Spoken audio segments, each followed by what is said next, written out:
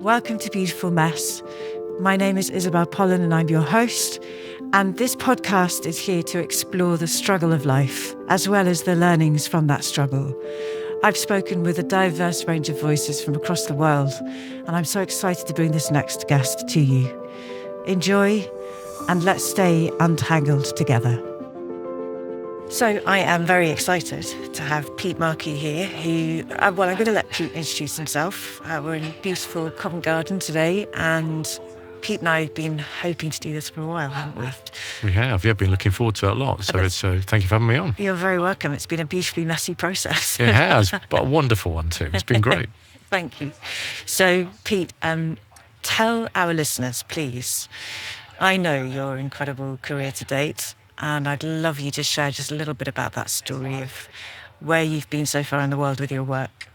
And yes, just the nuggets, really, the things that you think people would love to hear. Yeah, happy to. So I had an interesting start in my career. When I started on the call centre at British Gas, I did this degree in communication. I've always worked in marketing, and I started off helping people who had problems with their energy bills, who were ringing me up. It's just a great experience of being able to help people in a moment of need. It taught me a lot about customer service interaction. Mm-hmm. And I was able to move around British Gas a lot and then bounced around a few jobs, being promoted into different bits of the same business, the AA and then a telecoms company, then spent some time in insurance and then eventually into banking and then most recently retail. But I've worked for businesses like Aviva, TSB and most recently Boots. So I've been lucky enough to work on some amazing brands with amazing people.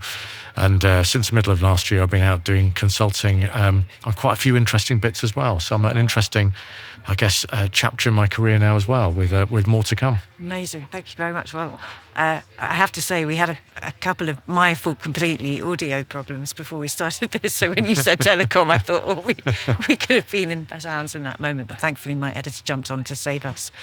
So amazingly prolific career, and I would imagine with all of those different industries, such different challenges as well. Mm-hmm. Could you share what, for you, now that you are more freelance and not attached to any one particular brand as such, what do you find to be the most interesting part of what you do now compared to when you were attached? Yeah, no, I think it's... I guess it's given me a different perspective having a bit of time outside doing working for a big organisation. You get a different, it's great working in those big companies, but you get a different perspective when you're not. And actually the bulk of what I'm doing now is working agency side. So I'm working for a great agency called Fusion Unlimited in Leeds, helping them with their growth. And it's just given me a different perspective. First of all, being agency side, but also just being able to work in a smaller business. There's about 25 of us. It's a really buzzy, dynamic, fast-paced environment. You can get stuff done a lot faster. Mm-hmm. You can help clients a lot faster. So it has a dynamism and energy to it, and it's still a very young business compared to most I've worked on. I mean, this is about 20 years old, the agency. Boots were 175 years old. Yeah. British Gas had quite a heritage to it. RSA was 300 years old, the insurance company. So to work for younger brands, interesting too. But I love the people dynamics of being in different sized businesses and how you get things done. I'm a natural people person. I'm very empathetic. So just that environment being different is exciting too. So yes, I'm constantly learning every day. Yeah, I bet. And we're very cozy here in our setup. I have one microphone still when I do these podcasts. So it's funny. I always think about when we are in different human situations, right? So we can have now, particularly in the world that we're in now with AI and automation and all of the slightly sort of weird and wonderful situations we can find ourselves in a communications environment. Mm-hmm. When it comes to marketing, what do you think you've learnt the most? I mean, you can choose 2 or 3 things if you want to, about comms and communication and how important that is as a skill. I think it's a massively important skill. It's a danger it could become a lost art. And I think the ability to tell stories, pre this recording we talked about storytelling, the ability to tell a really great story, I think is timeless. And great communications and great marketing does just that. It's about telling the story about a brand and a brand's journey. And most important in that is relevance. The most important stories we hear are relevant stories that you connect with and go, I can relate to that story. And from a brand perspective, a story about why I need that brand in my life today. Mm-hmm. We'll all remember the brands we grew up with and loved, from Woolworths to Littlewoods at some point, to Debenhams brands are on the high street that aren't around in the same way today. And their story just became tired and old.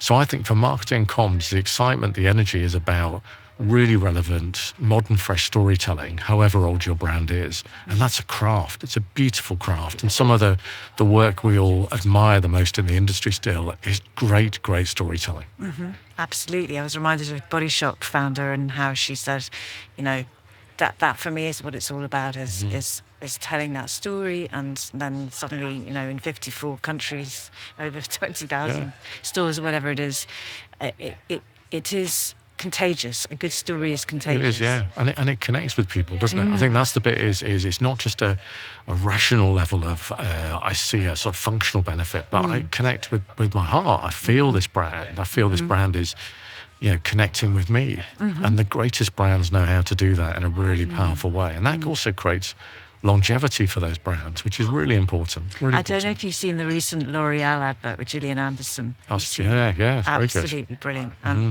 And when I think about those stories that brands are so brilliant at telling, you're so right.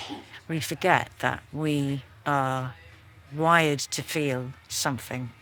And we told stories for survival, right? So we would share stories to warn each other or to inspire each other, whatever it might be, back before we had any of this stuff. For you now, and this is quite a tricky question, I haven't prepped you for it at all. I don't prep for my podcast, as you know, but I'd love to hear your take on this. What would you say is the story for you at the moment about marketing in the world that we're in? What's the main narrative for you, would you say, about being a marketer? Yeah, I think it's the fundamental principles are always going to be the same. But we're in a world of change, and I think the world is changing faster. And technology and AI has just been one example. We're at a bit of a crossroads, I think, with what role do we or don't we want technology to play. And I'm a big fan of the right technology being used in the right way. It can make a massive difference to efficiency, how teams run, to the quality of work. But I think we've got to work out how far do we want it to go in the process. Do we want technology to come up with all the ideas for us, or just edit and copy and adapt those ideas? I'm also really excited about new models of marketing. So one of the other things I'm working on at the moment is I'm working with a business called Sweet Spot, and they launch products with celebrities to their fan base. So I'm working with them with two celebrities, Ben Shepherd and Joel Dommett, to launch a male skincare brand in September. And that to me is a newish model of marketing, which is actually building a brand by using a celebrity's fan base to co-create that brand and then launch it is a really exciting way of doing things. So I think the story is about new models of marketing, the right use of technology, but all built on the same foundations. Yeah, fantastic. And coming from the industry I come from, that really interests me, having the character at the centre of the story, if you like. Yes, bums on seats is a very well-known phrase. And there's something to be said for putting the character before the story in a way. So people are drawn to who it is, and then they're more interested in what that story is behind that person, as opposed to the other way around. Which is what it's a good way of looking at it. Which is where the celebrity bit's really interesting, because they bring. This is where personal brand becomes really important. Is people are buying into celebrities' brand and their values, and then connecting that to the right product. It becomes this very powerful combination if it works in the right way. And I mean, I also my head goes to athletes. Yes, it happens with them all the time, right? And they are very, very, I was going to say, choosy, but also very specific about which brands they're allowed to be seen in, because it's such a vast audience. And I think it really matters also for brands too in that situation. If you're partnering with anyone, you want there to be a lovely mutual sort of coming together of what brands could do for each other. So a bit of a left field example. When I worked for More Than running the marketing, we used a sound-alike of Morgan Freeman, and it was called More Than Freeman. Brilliant. And the reason we did it was because Morgan Freeman's brand attributes about warmth and humanity. He'd just done a lot of quite prolific, brilliant films, Shawshank Redemption, Bruce Almighty at the time. We wanted all those things in our brand. And what's great on the back of the campaign is we got all those things in our brand. So if you connect with the right celebrity in the right way, and we did it in a fun, authentic way, those values can translate across, and the same for the celebrity back. And those are the best partnerships where it works, and that was mutually benefits the celebrity's brand and your brand. It's a win-win. Yeah, absolutely. I love that story. So can we hear a little bit about where it all started in terms of did you intrinsically, we've never had this conversation actually, did you intrinsically set out to pioneer this kind of work? I mean, I know you've just said that you started where you started. What got you hooked into marketing and branding and all of those things? I think it was one of my early jobs at British Gas. This was 30 years ago now, but at one point you could only buy your gas from British Gas. So when I started working from British Gas, the energy market was opening up to competition. British Gas were launching electricity and telecoms to defend its market share. And I learned these crafts in the trade that were all about, golly, we're this big business, everybody knows, but the only way potentially is down. If we don't communicate a good story, if we don't make ourselves compelling and relevant, we're going to lose out. And so I learned, even with something, you could say, I don't agree, but you say gas and electricity is quite energy is a dry topic, but it isn't. You just need to look at Octopus Energy and say, you can still have an amazing brand and amazing story to tell. Yeah. So I learned that with British Gas, even with something as intangible as gas supply, electricity supply, you can still create something wonderful, something compelling and interesting. And if you can do that for that, you can definitely do it for beauty, for banking, for all those things, even insurance, And I'm quite proud of the fact I worked in what some people would call low interest categories, because you learn so much. Because if you can make those things interesting, then when you do look at perfume and makeup and whatever, then golly, you can just apply the same thing across, but make it even more impactful. I also worked with some incredible people who all gone on to do amazing things. I feel incredibly blessed to have worked with some wonderful people who taught me so much and gave me so many opportunities, for whom I'll be forever grateful. And that's a big sort of, I guess, pillar in my career is being surrounded by brilliant people. I love that, and it's so true for me too. I mean, I think it's what it's all about. When people ask me about my acting career, I always say it's the people I worked with that I'm as grateful for, and the people that inspired me along the way.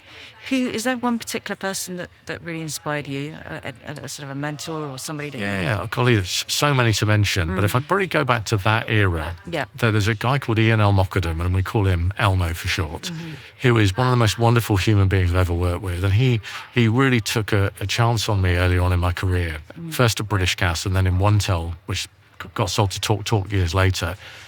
And he believed in me, and I'm forever grateful for him, because he opened so many doors that then helped me move further forwards. And he's still a very, very dear friend now. And there are many others since then. I've had incredible bosses at every business I've worked in, including most recently at Boots. But actually, I look back then with great thankfulness now, more than ever. How fantastic! And because there aren't many people that can say that, right? That they've had a line of great bosses, I think leadership is all about that. It's all about building the platform for the person that's coming behind you, or whatever phrase you want to use. And you never forget them, do you? You don't. And there is that saying, isn't it? We don't remember what people said, remember how people made us feel. And it's interesting, when I think about that leaders, those great leaders, I think about how they made me and the team and the people around us feel in that situation. And that's something I've really wanted to embody in my leadership style, is that people remember there was a good feeling being in my team, or for me being part of a team, that together we created a great energy, a great environment to do great things together. And that's what I remember of those leaders. And when we think about Beautiful Mess, what does that mean to you now? What does that capture for you, that phrase? I think life is complicated and messy, and often getting things done in business and work can feel that way too. I think, it's funny, when I was first on in my career, you sort of looked up at these leaders and you thought they've got it all sorted, or you thought all the power's with them. And then when you gradually become a leader in a big business, you suddenly realise, oh, God, it's me now, isn't it? And so you realise there are difficult things to deal with. In Boots, for example, working out which stores we changed, when we changed them, what we did first to transform a business. In TSB, what products we launched, which customers to go after and support, which groups to target. These are quite tough decisions, difficult things. So I think for me, it's something to be celebrated, that at times things are difficult and challenging, both professionally and personally. And I think the more we talk about those things, the more we talk about our journey, I think the stronger we become, both as not just as employees of a business, but as people together. So I think this kind of storytelling really matters. Yeah, well, of course I'm biased, but I completely agree with you. And so when you now look at that trajectory and the career that spans so many different places, so many different people, you're working, as you say, with these fantastic brands, Fusion and the other one that you mentioned. What do you now see as being something you'd love to accomplish between now and, whenever you decide? So there's a lot personally. My kids are at a stage where my daughter's at just first year university. My son himself is trying, as you know, to break into acting and is trained to be a stuntman. Yes. And I have an incredible wife of 29 years as well. And so my wife, so some personal ones first. My wife is learning to be a Pilates instructor. I really want her to succeed in that because she's brilliant teacher. Right. My daughter to land what she's looking to do in life, and for my son to achieve his goals too. I'd love to see him set on fire in a film or something. No, I'm joking. But he, that's the sort of thing he does. Falling off a house. Falling off a horse. Well, we'll drop your wife's Pilates. Has she got a... Not yet. No, it's coming. Watch I'm this space. going to make sure that I have her thank on the you. podcast. Well, great. Please do. Yeah. And then for me, professionally, I'm really enjoying the agency side. So I think I see myself helping businesses like Fusion, working with a great team of people, doing work we're really proud of, and helping make Fusion an even more famous agency where we are up in Leeds. But also importantly, just creating something beautiful with a wonderful group of people I get very excited about. Well, I am very grateful to you for being here today. A pleasure. Thank you for having me. The setup of this was wonderfully messy. Which is the best way to have it. Thank you, Pete, very much. I want to ask you one final thing. Please do. I ask all my guests, which is to give us a 10-second finisher. Now, it doesn't have to be exactly 10 seconds, but a phrase that comes to mind for you that you'd love to leave our listeners with today. Yeah, I think for me, I would, whatever age you are, whatever stage you are in your career, remain curious and interested. Never stop learning, and always reach out, be hungry to learn new things, because that's what's really helped my career. Is not just going in and doing a good job for businesses, but being curious about them, taking a deep interest, and doing more than my job description. So I'd say stay curious, keep an open mind, and stay messy. Fabulous. Thank you so much. It's been wonderful to speak with you. You too. Thank you. Okay. All right. Thank you for listening, and thank you for being here. Please like and subscribe to the podcast, and we'll see you at the next episode of A Beautiful Mess.